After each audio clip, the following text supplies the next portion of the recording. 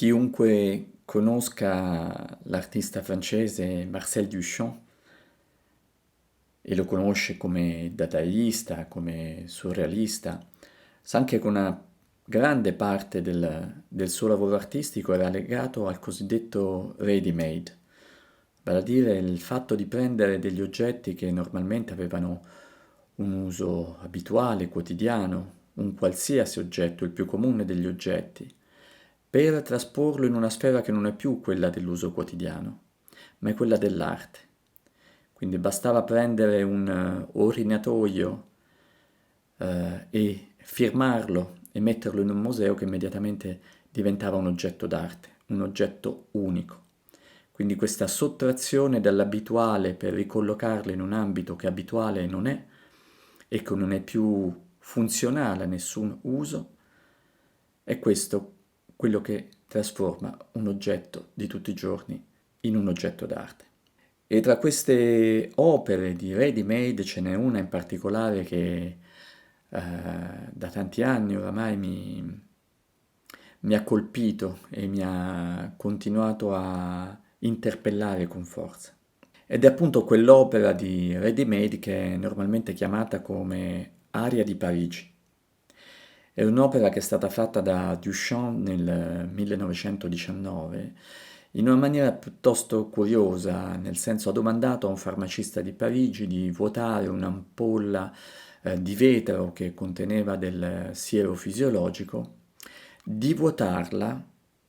e quindi di sigillarla, in maniera tale che quello che rimanesse al suo interno non potesse essere altro che dell'aria, e giustamente dell'aria di Parigi. 50 centimetri cubi di aria di Parigi che divennero non solo un'opera d'arte,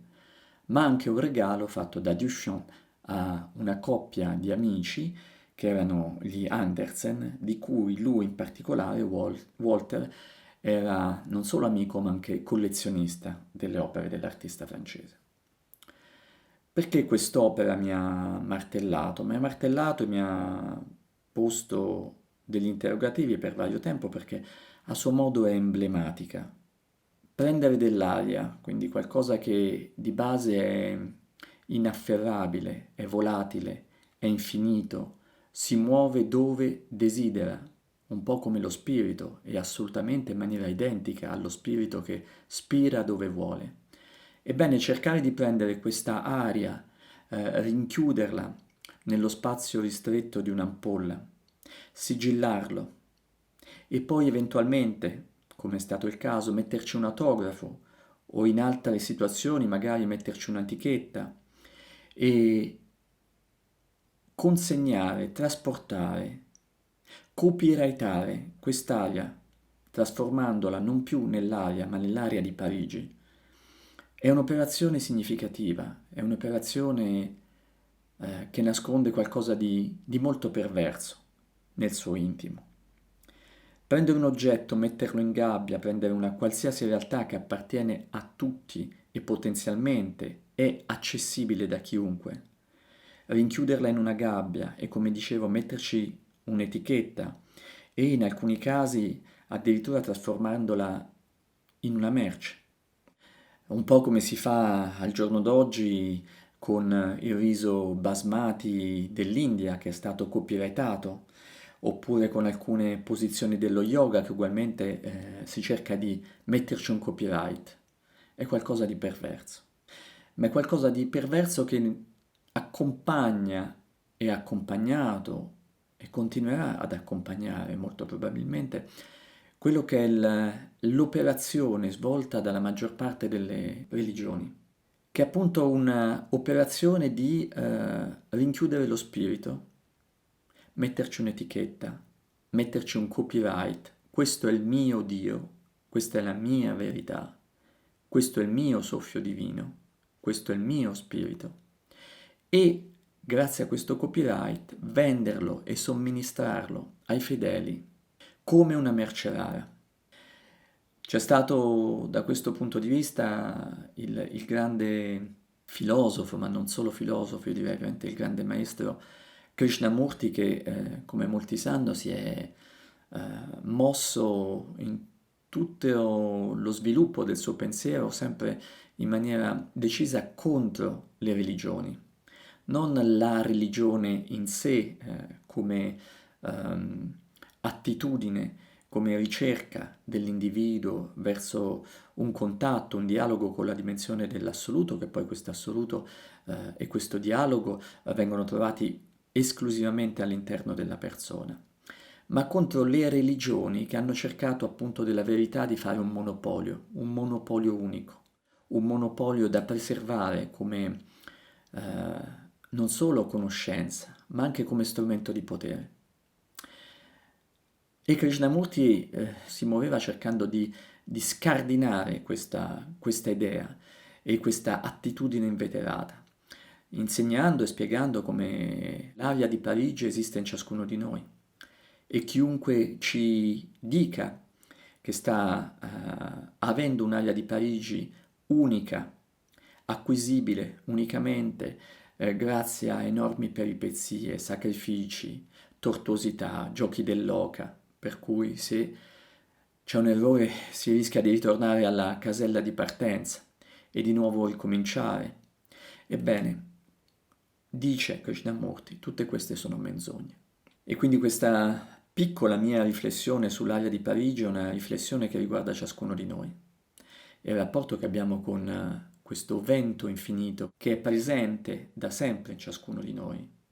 e che spesso e volentieri però noi prostituiamo ogni volta che lasciamo che sia qualcun altro a mettere un imprimatur, un sigillo, un marchio, un'etichetta a questa nostra dimensione infinita e profonda. Quanto è abissale infatti la differenza tra le religioni ideologiche, queste religioni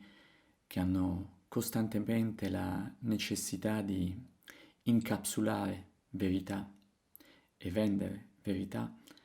e quei cammini spirituali in cui, al contrario, la potenza della verità, la potenza di questo infinito, scorre esattamente come fosse un torrente chiaro, da maestro a discepolo, e una volta che il discepolo ha raggiunto il livello e le realizzazioni del maestro, ugualmente come un vaso che trabocca, questa stessa verità, questa stessa potenza infinita, a sua volta cola e cola nel cuore, nella mente di un nuovo discepolo. Questo è il significato del cammino spirituale tradizionalmente inteso. In Oriente si parla non a caso di parampara, ovvero di catena infinita da maestro a discepolo, che ha come scopo unicamente quello di far sì che venga preservata la freschezza, la sacralità, l'integrità di un insegnamento. Qualcosa di molto diverso dunque da quelle forme istituzionalizzate che agiscono semplicemente mettendo nella propria mano la verità, l'impalpabile, l'infinita verità. Chiudono il pugno di quella mano, nascondono il pugno dietro la schiena, affermando poi di poter elargire quella stessa verità unicamente a coloro che seguono in maniera pedissequa e rigorosa tutti i dettami che di volta in volta questa stessa religione propone al fedele. E a questo proposito forse è bene ricordarsi come la grazia quando è grazia è gratuita e lo spirito quando è veramente spirito soffia dove egli vuole, esattamente come fa l'aria prima di essere rinchiusa e diventare dell'aria di Parigi.